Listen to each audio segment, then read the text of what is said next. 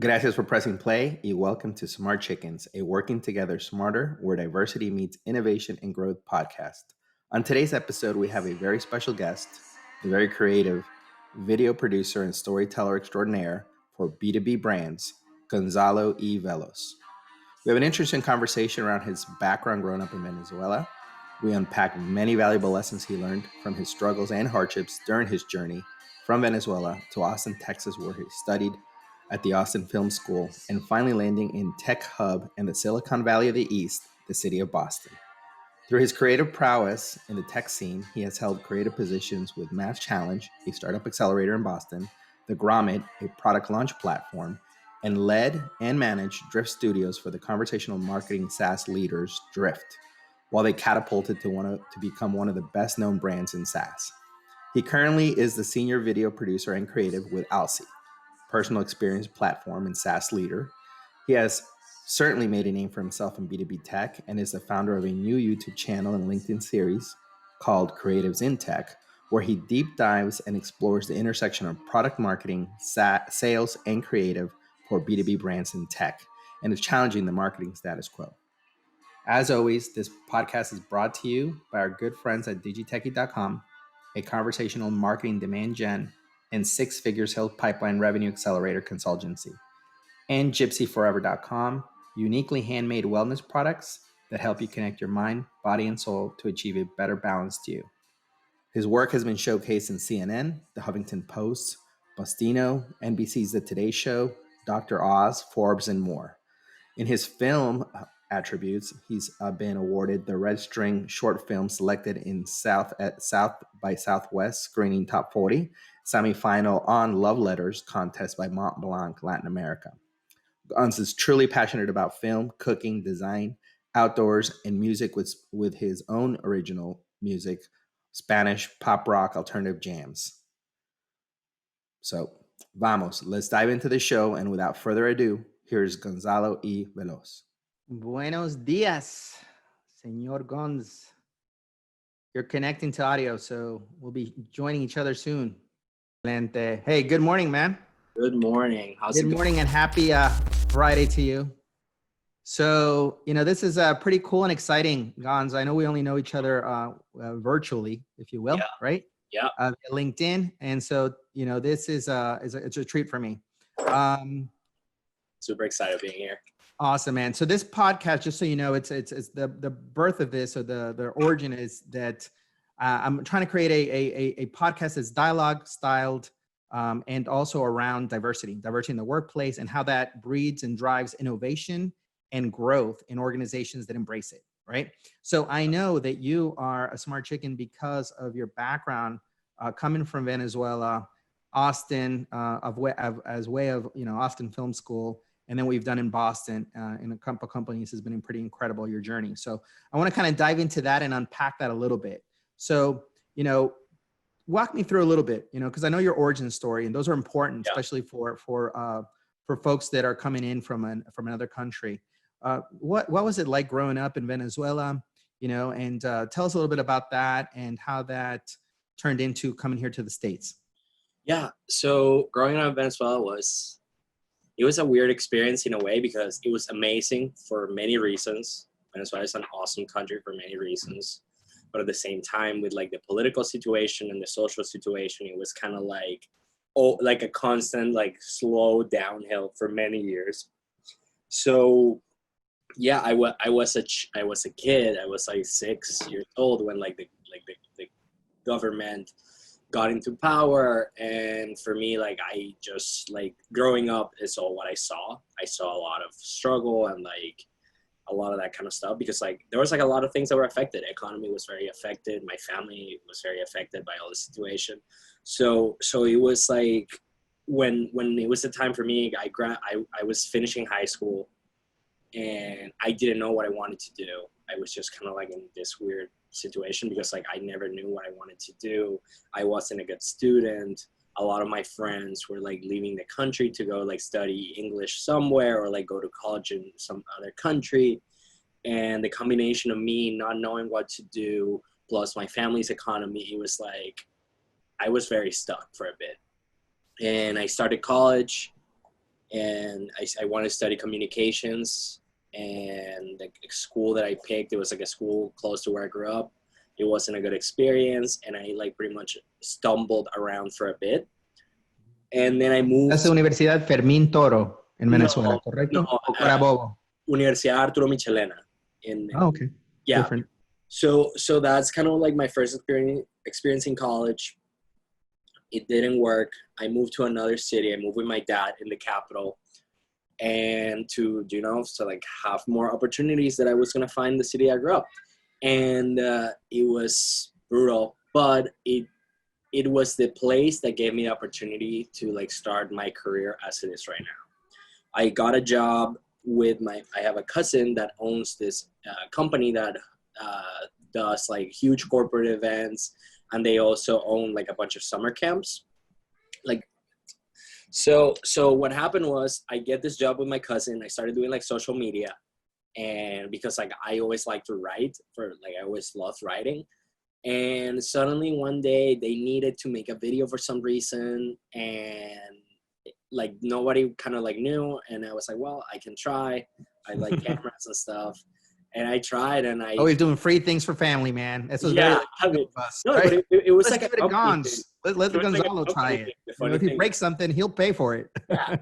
But it was funny because it was like a company thing. They were like, yeah, we need to make like this video. It was like around the time where like lipped up videos were like very trendy. So Sure. it was something along like that. And I remember we made it. I edited it. It was like the first time that I opened like an editing software in my life. What'd you use, by the way, for editing? It was like iMovie or something. Okay, okay. That's fine. I remember opening that thing and I was just like, what the hell am I doing? And it was like my boss at the time was like a great mentor for that, because like he didn't know what he was doing either, but like he went straight up to like help me. And it was literally like how that world opened for me. It was like my first opportunity. And then from that moment on, all the years that I worked in that place, I was doing photography, video, traveling all over the country. I started managing a small team. And then I transitioned to work in in politics for a little bit. And that's kind of like where I got in a little bit of trouble with the government back home. And I can imagine. Yeah, and ultimately it was what made me make the decision of moving here to the United States, or like coming here, because my original plan was to just come here, go to school, go back. Sure. Because like school was never like a good thing for me. Like I never liked school. I always struggled with school. But then I found this opportunity in like a small film school in Austin that they were doing like the Austin School of Film, right? Yeah, it's a very small school. They're a nonprofit school. They're funded by like private companies and the government and a few private donors. Mm-hmm. So when I went there, it was like a very hands-on experience with a lot of very amazing people. And my journey in Texas was very short because like, you know, like life happens. It was very complicated, like family-wise, with the family that I was staying there, to not get into a lot of details. So it was like, I went there, I did the school thing, and then I needed to go somewhere else. I was applying for political asylum because of like all the stuff that happened to me when I was right. And obviously what's happening in Venezuela during this whole time. Yeah. So what year was that? And then from Austin Film School, how did you land in Boston, in the greater Boston area? It was 2015. I was broke. I didn't have money. I didn't have anywhere to go. I couldn't work. So I started calling people to ask for help straight up, because my family were like, you can't come back. Like, you are like, it's dangerous. Right. And I called everybody like that I knew. And I had one of my good friends, like I called family, and I have family in Florida, friends in Florida. And I called like a friend that lived like in Atlanta. I was just like looking for options. I was like, I just need a place to crash for a bit while I get my work permit and do it again and get back on my feet. So I have one friend here, one of my good friends from back home, that we met working for that company with the summer camps, that he was here. And I'm like, I call him like, dude, this is happening to me. I'm desperate. Like, I need to find a place. I'm like halfway through the story. And it's like, yeah, I don't care. Like, move here. You can live with my couch. Like, I don't care. And I got here. I literally had no money. I couldn't afford the plane ticket. I remember I called my dad and I was like, hey, this is the last time I'm going to ask something from you, but I need you to like help me like buy a plane ticket to Boston. And it was just like this thing. I've never been in Boston. I didn't know anything, but I just needed like a place to like hang tight for a little bit. And Sure. my dad gave me like $50 or something for like a one-way ticket. Couldn't like check in any bags, just donated a bunch of stuff, put the rest like in a backpack and like a carry-on bag. And I got here and I had like $70. I had no winter clothes. It was tough. Right. It was very tough. So once I could start working, I got like a couple restaurant jobs, and fortunately, going back to when like I was so bad at school that when I graduated high school, I wanted to take like a leap year, and my mom was like, "Yeah, sure," and signed me up in culinary school. So I used that knowledge to survive for a while That's great. Yeah. until You I were got, resourceful for sure. 100%. At the moment I hated it, and now it's like I'm so grateful for that. And then when I moved here, I stumbled around for a little bit. My friends were kind enough that they paid for my first couple months of rent. They like took care of me, and I'm super grateful still. We're like really close friends, like to this day. That That's we're friends great, man. back home. We're family. And you know, I got my first job. I got my foot in the door in the Boston tech scene when my first job at MassChallenge, the startup accelerator. Mm-hmm. It's like the biggest nonprofit accelerator in the world, I think. And I started there as an intern. I literally went to a holiday party, and with like, you know, like my friend's girlfriend, she wasn't like in that world. She took us to the party, and I like shamelessly went to the guy that I knew was doing like marketing. I was like, "Hey man, like I do videos. Here's my card. I'll send you an email tomorrow." And I That's sent great, man. You took the initiative. You saw an opportunity and you said, I'm going to take it. 100%. Like and literally I emailed them, and they were like, "Well, we don't have money. We're a nonprofit. We can't pay you." And I'm like, I'll do it. I'll do an unpaid internship.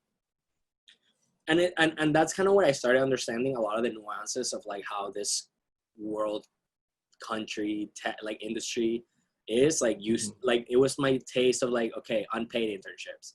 Unpaid internships are only for the people that can't afford it. Like that first lesson.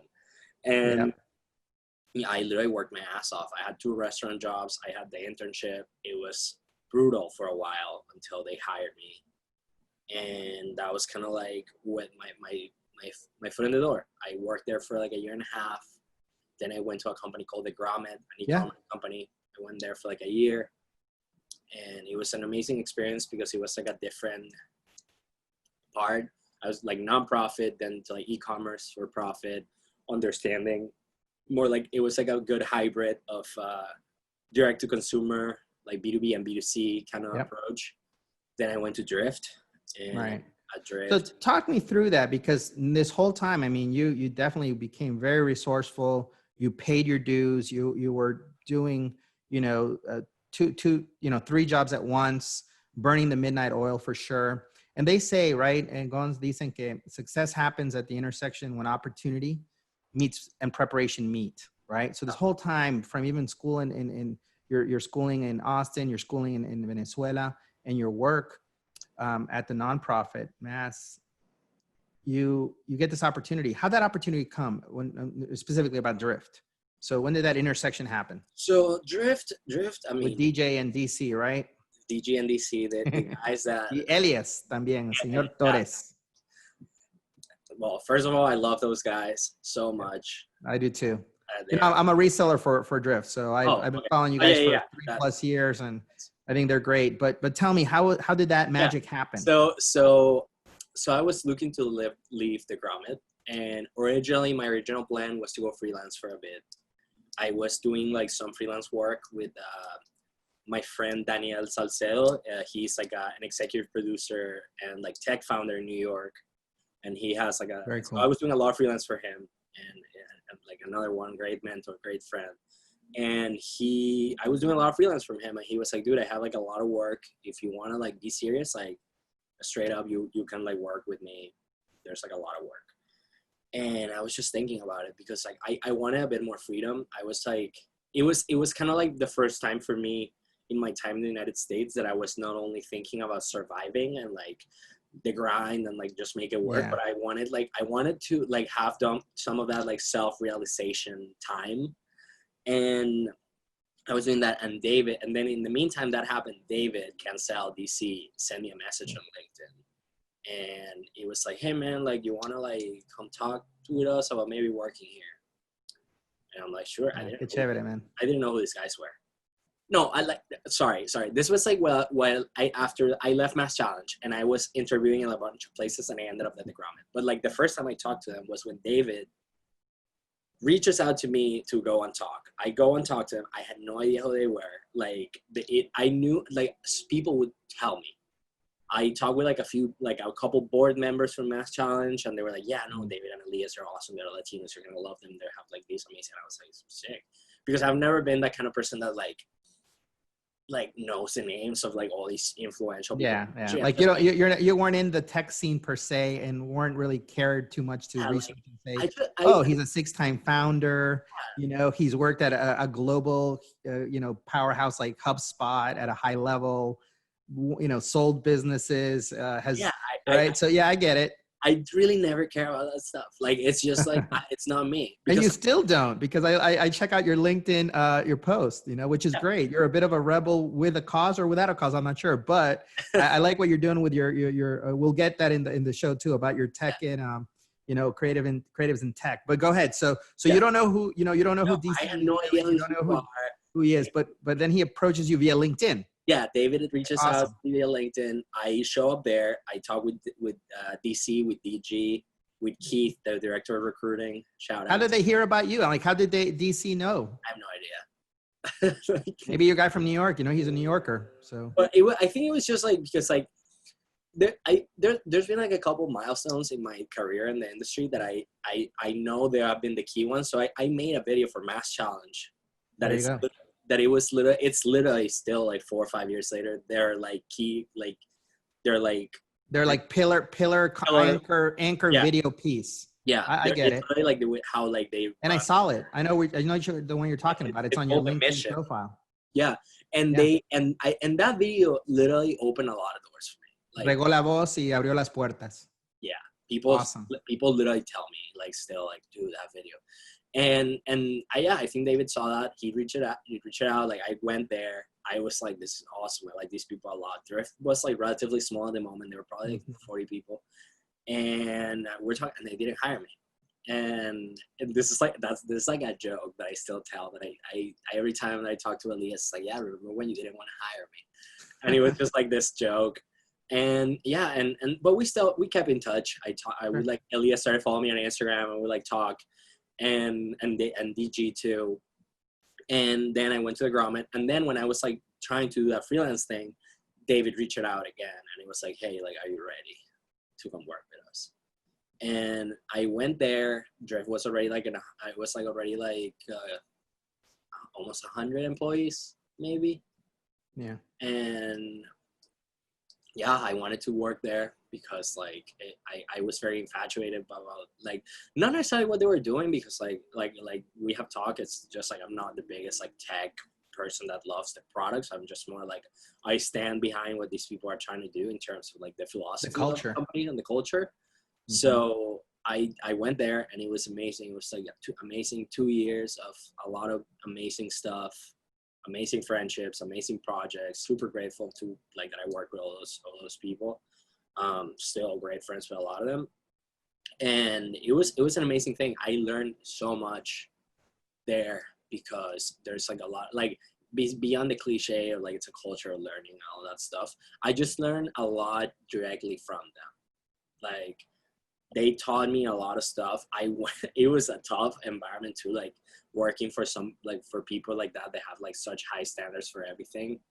It was tough at points, but it was really amazing.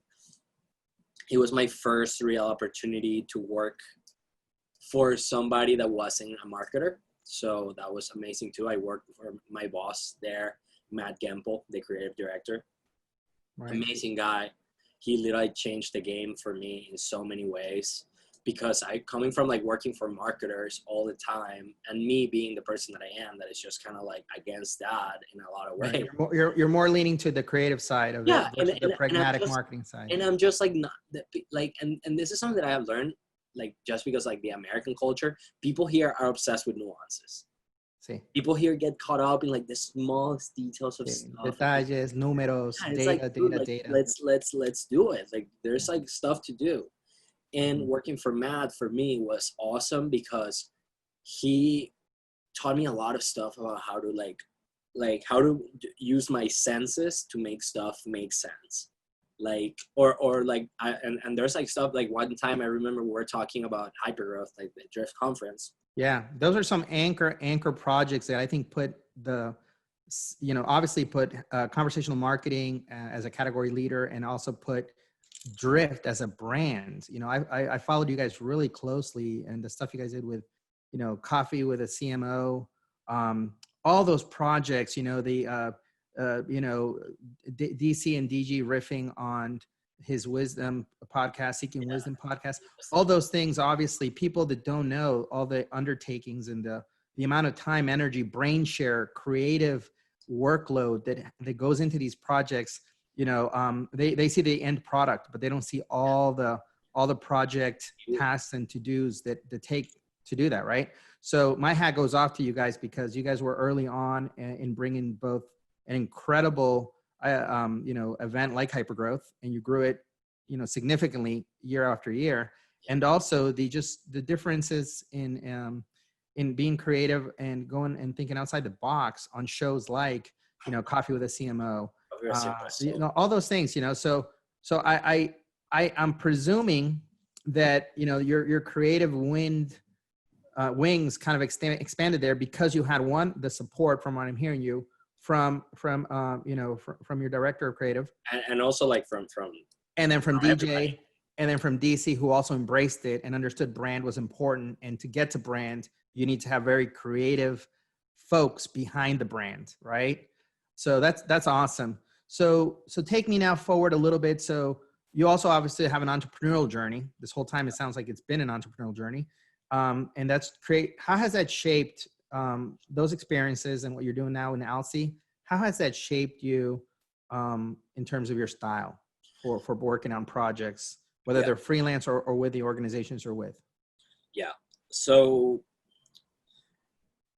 I think I'm like going back to a little bit of what I learned at Drift. There was like a lot of stuff that I learned in terms of like patience, and also gave me the opportunity to be a bit more selective with the stuff that I work on. And also like at Drift, I got the opportunity to seriously manage people for the first time, not managing freelancers, but managing full-time employees. I was a manager of 3 people at Drift. So that was like an amazing lesson of a lot of things. Sure. So when I decided to transition to Alice, it was because for me, I was like, okay, Drift like got there when early, took it to the point that it is, and now it's like a different thing. It's a different beast. It wants to go up market. And sometimes, like it's just like a different step in the journey for me and for them. Sure. So I wanted to go back early. I wanted to go back to the early days of a company, going back to work for, first of all, a CEO that believes in brand. So Greg, the CEO of Alice, is a big proponent of brand, and working again with people that like they're working with marketers, but also working with creative people. And it was like a good reset for me, because it allowed me to understand what's like the place for me. So first of all, my place in my professional career is to grow organizations, grow brands from the early days to like big enough that can stand on their own. Yep. And then in the terms of my freelance stuff, it's been more like, okay, what are the things that I really want to work on? Because earlier in my life and in my career, I was like, I just need to work because I need to get paid. But now it's like, I want to do work because it makes me happy to do it. Like every once in a while, there'll be a project that is like lucrative enough that I'm like, oh, okay, I'll do it, even though I'm not super excited about it. Oh, come on. You're telling me you're going to sell out to your creative, not always. Your creative, what do you call it? Innate, nurture versus the money bag. But no, I understand. It's hard on creatives. Not all the time. Like because it's just like, I'm not the biggest fan of selling my time and also selling my like mental peace Because like usually you can like, there's projects. Yeah, that's a trade-off. You're right. You might take it for the money, but it might be not worth the headaches that you'll get. There's been I projects. agree. There's been projects that like the money's great, and like halfway through a project, I'm like, listen, like here's your money back, and please don't. It's not gonna work. Yeah. Don't email me again, ever, please. Yeah. Because No, it's just like I agree. people think that because they're paying you, they kind of like have like some sort of like power over you. Completely understand that. No way. Yeah. And that's what experience and time has allowed me to do. And that's kind of like when I talk with younger creatives in a way, like that's kind of what I tell them. It's like, you like at the beginning, you need to do whatever. Like there's going to be shitty projects. There's going to be like stuff that you're not going to enjoy doing. Sure. You got to kind of pay your dues. Yeah. And even when you're in a company, like sometimes like a Drift and Alice at the Grommet, there's been projects that I'm not enjoying, but are projects that the business needs. Right. And I'm okay with that, because like that's what pays the bills, and that's what helps the company, and that's what helps people sell and people like get leads and all that stuff. And I'm totally okay with that, because like I have like, and that has been the biggest lesson for me in this journey. Like I stopped having the mindset of the artist. Right. And I decided to have a mindset that I'm 50% an artist, but 50% business person. Absolutely. You have to have that hybrid mode of pragmatic business, what is good for the business, and also what's good for the brand and the creative part of that. Right. So I know that you're talking about that in your texting creative, right? Now, so what would you consider, to be some of these superpowers that you've sort of developed that might be due to your upbringing, the last few positions you've had? What would you consider that superpower to be? I think my main superpower is to be able to make stuff out of nothing. Great. Like I think there was a lot of times at Drift, it happened a lot that I was like, okay, we need to make this something happen, but we have no budget, no anything, and like we need it for like in a couple of days. And yeah, and I would go and do it. And my other and I feel my other superpower is like I am very good understanding people, and I'm very good with people in general. I have an ability to make friends and like make connections really easily, like genuine connections, because like you have said, like I am known for having an attitude, and sure. And sometimes there are people I don't like, and that's fine. Like that's fine. Yeah. I don't need to have a relationship with them, but when I get to develop relationships with people, it's a great opportunity to do great work. And right. There's very authentic. That's for sure. You wear what you think on your sleeve. You're not afraid to voice what you feel. And I followed you on LinkedIn a bit now, and I know that you've been very transparent, around even things like mental health, right? Which in the month of May, you put on some pretty powerful, you opened yourself up about depression, which I think is great. Yeah. Not everyone does that, right? G2 Crowd's CMO also posted something along the same lines. We talked. It was thanks to him. Boncini? Yeah, I talk with Ryan, and we talk every once in a while. I have a couple of funny stories with him in terms of he wanting to hire me, but he's a good guy, and when he did what he did, it was very helpful for me, and it was why I decided, because like around that time I was going through a lot of stuff like that. I don't know if I had like an explanation of why. I was just like in a very tough spot, and when I saw Ryan, that is a person that is like very known in the industry, say the things that he said, like I remember I reached out to him and I was like, hey man, like thank you for sharing that, because it gave me like a lot of like license and agency to also feel that I can do something like that too. And it was and that's the thing, like I am who I am. Yeah, I'm a human being like everybody else, and I have flaws and I have good things, and there are things that I feel sometimes when you speak about them, you're gonna help other people, and especially mental health. I think vulnerability makes you stronger, and it's the kind of thing that will set you free.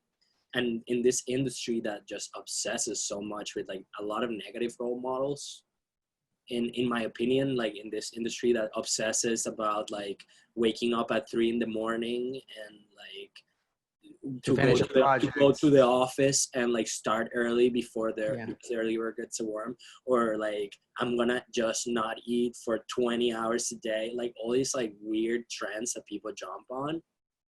Like people, it's just like I feel it's just like a weird trying to show like how tough you are. But being honest, I know I'm like tougher than like 75% of people that work in this industry because I have lived through the shit that I have lived. Yeah. Like so. No, for me, so interesting that you say that. You're right.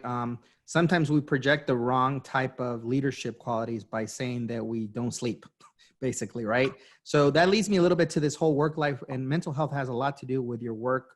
Your work, we're doing, because of C-19, we're all working from home, right? Yeah. So even pre C-19, there's a lot around what you could do around work-life balance, right? Yeah. And so talk to me a little bit about you. You're creative, right? So creatives also have a different, sometimes creatives work better at night, right? So they have different biorhythms, right? Your best work, and I know you're a musician. So talk to me a little bit about how do you get your creative strategies flowing, and how are you also balancing that right now as we're living through C-19? How are you balancing that? Yeah, it's funny because like I was joking with some friends yesterday about how the quarantine and the pandemic has had some stages. Like at the beginning, everything was so wholesome. Everybody was trying to learn how to bake and like do all these things. And now it's a point that just everybody hates each other and like nobody's happy. And for me, it's been like a lot of ups and downs. So one of the biggest decision I decided to make during this time was to get my own workspace at home. Saw that on LinkedIn too. You documented Gary Vee style. It was Here you go, guys. This is what I'm actually building my studio. Yeah. Day 1 of day 10. How many days did that take, by the way? It took me like 4 days. Okay, good. So what happened was I was like, real estate in Boston is so expensive. So I was like trying to find an apartment to move by myself. And I was just like searching and I was doing the math and it wasn't adding up. And I was like, I'm gonna go to a studio apartment and literally be in one space again. Like, so fortunately one of my roommates decided to move earlier. And instead of me trying to find a roommate, I was like, I'll take over that room and turn that room into my bedroom, and turn my former bedroom that used to be a living room into the studio. The studio, yeah. And it was awesome because like it was the first time that I could like get all the equipment that I had like out of boxes, because I would like have them in like plastic containers and stuff. And I was like, I'm just gonna buy some stuff and make some soundproofing. And it was like a DIY project that I decided to do over a weekend. And that it has been awesome for me, like having my space. I love that, man. I love that. I love that you put it. I love that you put it out there on LinkedIn, by the way. I love that you are following your true calling. So you're creative, right? You're not going to be sitting there doing spreadsheets and looking at analytics. You'll let the marketers do that, right? And I know that. And I play on both the creative side and the pragmatic, digital number crunching side. And I hate being a spreadsheet marketer, but I know that it comes with a territory that I'm catering into the B2B space. So I know that I have to do that too and have that skill set. Yeah. But I love the fact that you just put it out there. You said, here's how I'm doing it. If I can do it, someone else can, or anyone else can. 100%. Put their time and That's effort. the key. That's the key. So, yeah, how would you, because you did that, right? I'm seeing you already as a role model, without you knowing, you're becoming a role model as you do those things and post them. So talk to me about what you feel that you are putting out there to the community, especially for young creatives that are going through a tough time right now, right? So we put ourselves in their shoes. They spent oodles of money on, on college degrees in creative arts or whatever, and now they're trying to break into, and they maybe are gravitating towards, this thing called visual arts and creative sounds interesting, and I want to do it in the tech space or what have you. Yeah. What would be your top advice for them, right? Knowing what you know. Yeah. What would you be telling these folks if they were like your brother or sister? There's like a few things. The first one is developing a little bit of that business mindset, and because it's really easy to like, in my experience that I've talked with like a few kids that are younger and it's like, yeah, I want to be the next, Damien Chazelle, and I want to be the next Quentin Tarantino. And it's like, okay, like they already are who they are. Like, how are you going to do that? And especially you see their work and like their work is not so far from there. So it's like, first of all, you need to practice the hell out of your craft. You need to practice, like not only like stuff for money, but stuff for yourself. For me, like that's why I decided to start a YouTube channel. Like, Yeah. I want to like practice stuff. Second, Be a like, practitioner. So don't just get the theory and think the theory is going to take you there. I agree 100%. You've got to be a practitioner and be willing to fail. that like as a first step, like practicing a mindset of, you know, of like there's going to be people who are going to be better than you. And like be mindful that like even though you want to make art, like your art's not going to be important for like your art's only going to be important to you, right? So if you decide to make the move of working full-time for a company, you need to understand you're servicing the company. Yeah. And maybe like you're going to be fortunate enough that I have been to work for people that like cool stuff, but that's not going to be the case a lot of times. And Right. sometimes it's a matter of ego, right? Like I had like my ego was huge earlier on in my career because I thought I knew it all. And then slowly like life kicked my ass often. and now I'm like, yeah, like I'm not the best. I know I'm pretty good in the industry, like, and maybe I'm not the best, but maybe I'm the most like one of the people that like it's trying to do it differently. And that's why I'm more noticeable than other people that might be better than me. Mm-hmm. Because that's the thing, like sometimes you're not the best, but maybe you come up with like the craziest ideas that people love more. Like, Yeah. it's just right. like So you're zigging where people zag, which I know that you probably that probably rubbed off you a little bit too, from DC and also from you yourself, right? And your experiences. So what do you see right now? You're in tech and you've been deep, you know, neck deep in sort of the tech creative. And now you're creating you just created your channel that I watched, and I actually put a comment, by the way. Yeah, I saw it. I replied.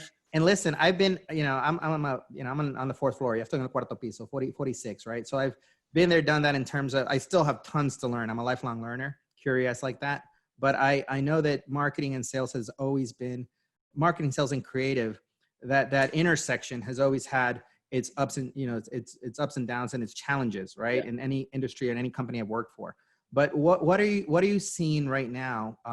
Are some good, you know, strategies or tactics that help bridge all that, right? Because for better or worse, we all have to coexist in an organization to really get to both, you know, get the brand that we want to be world class known, right? That's what the aspiration is, the Coca-Cola brand, the Nike brand, right? But at the same time, get the business metrics that your VC investors or that the industry, it kind of dictates, right? You know, SaaS companies have to get to a certain amount of users and revenue, and that's because the community, right? The VC community and just the general nature of a capitalist society is going to dictate that, right? Yep. But so what are you seeing, or what would you like to see? Because maybe you're not seeing it, and that's why you're creating the channel. But what would you like to see if you're not seeing it? I would like to see more respect. That's the first part. You know, like I have seen a lot of, I have seen and experienced a lot of like opportunities where there's been like a lot of disrespectful approaches to like the work of creatives, because like I think it's more often you're gonna see a marketer or a sales rep undermining how hard a creative works that you're gonna see a creative undermining. Like I'm never gonna be like, oh yeah, like those spreadsheets are lame or whatever thing. Like, oh yeah, you don't know how to use a CRM, or like, oh, is that really gonna take you that long to export that bunch of leads and put it in Salesforce? Like I'm never gonna say that, because like I don't know how much it takes. But like I can recall experiences where somebody was like, oh, is that really gonna take you 4 hours? And it's like, yeah. Oh yeah, yeah. If they've never done video editing, that's the magic of film, easily. And I can recall a bunch of those experiences, and I think there needs to be more respect. Like that's why I'm encouraging creatives to literally stand up and tell people to like no, like say no, and be more upfront about like the expectations that people build around stuff. Because if graphic design or video editing is so easy, like I would love to invite people to go and try to do it. No, I love where you're coming with that. What I would say, right, having been through those situations, right? I try to empathize completely. I think empathy is a word there that's missing. To empathize, you got to be in someone's shoes, right? And that goes both ways, right?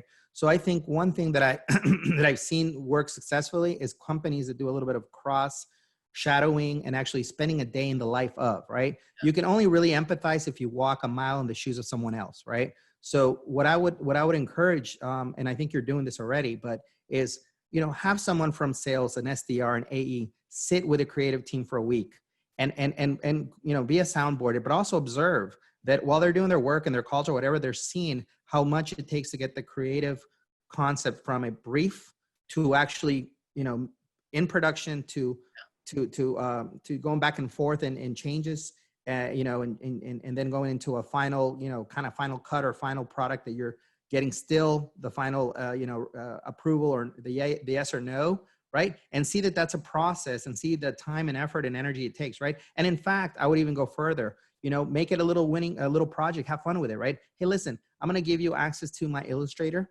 right? And I want you to create, or I'm going to give you access to my Camtasia, or I'm going to give you access to my Adobe Effects. And I want you to do a small little tutorial. I left you a little tutorial for you to try to create a 30-second spot for social media, right? How would you put your spin to it? And I think that I've noticed, right, growing and working in both B2B, B2C, and industries, that it's because sometimes we work in these silos, and we're also, we've got the horse blinders. We're so focused on doing our SDR work, right? CRM and calling and outreach, or in marketing, looking at our dashboards, right? And what programs are needing to go out and evaluating them, that we forget about the collaboration that's happening along the way. And we forget how much, it takes to do X, Y, Z. And that goes both ways, right? Because someone who's the demand gen side will tell you, hey, listen, man, I got like 6 projects on my plate. This quarter's numbers are dependent on it.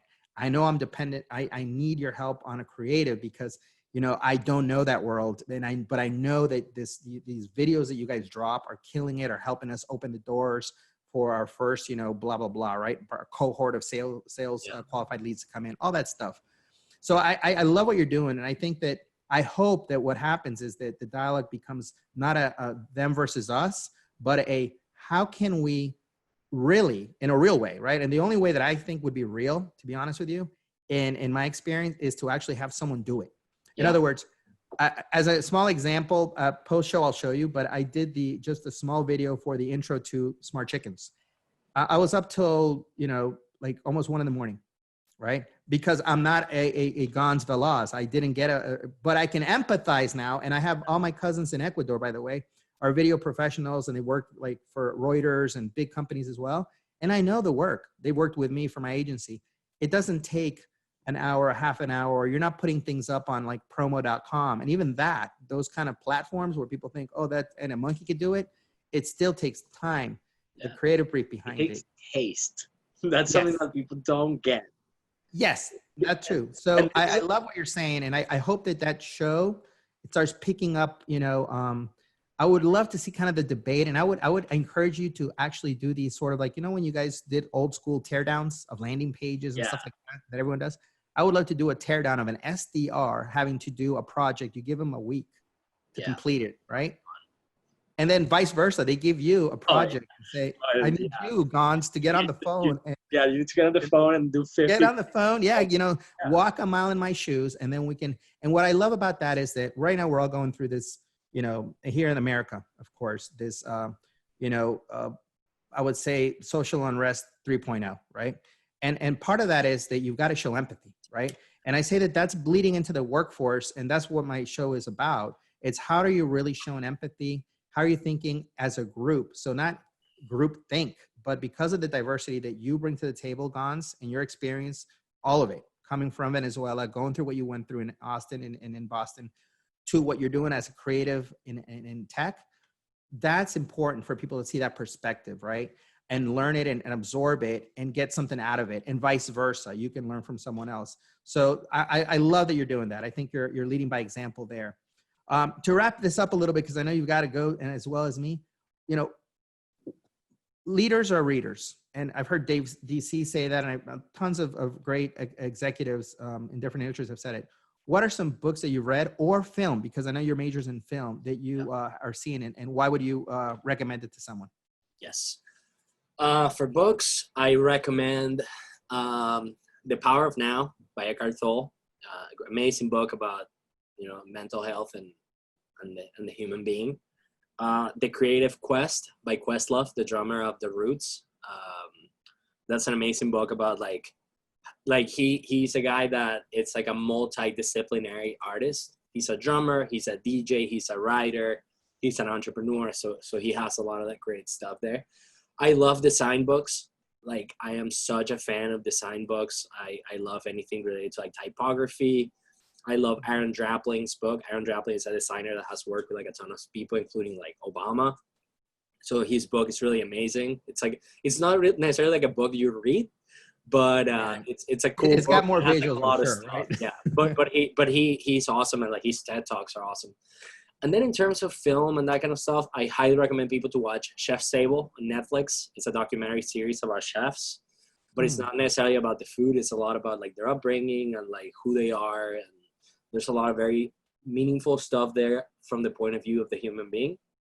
Excellent. About like stories, because like it's been like 4 or 5 seasons, and they have chefs from like New York and chefs like there's this chef that's it's like this Korean monk that she literally lives like in some like a monastery like in Korea, like Wow. but chefs all over the world bring her like to a restaurant. So, like there's a lot of beautiful stuff there, and it's an like beautifully looking show. And if it's a movie that I'd recommend people to feel good about pursuing their dreams, Chef with Jon Favreau. I love that movie. It's like it's in like a lot of it was in Austin, so I love that movie. It brings you back a little, brings you memories.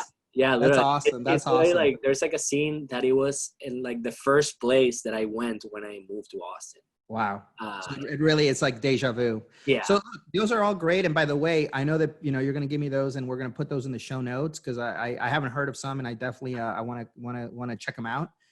So where can people find you or connect with you? Yeah. They can find me I'm Gonz Veloz on Instagram and Twitter, and on LinkedIn, you can find me as Gonzalo Veloz. And for creatives in tech, just, search Creatives in Tech on YouTube, and you will find it. And yeah, that's pretty much where you can find me. Man, I love it. I love it. Listen, I've been following you for a while from your days of Drift, and I know you're going to do great things. And I love this tech, Creatives in Tech concept, idea, and channel.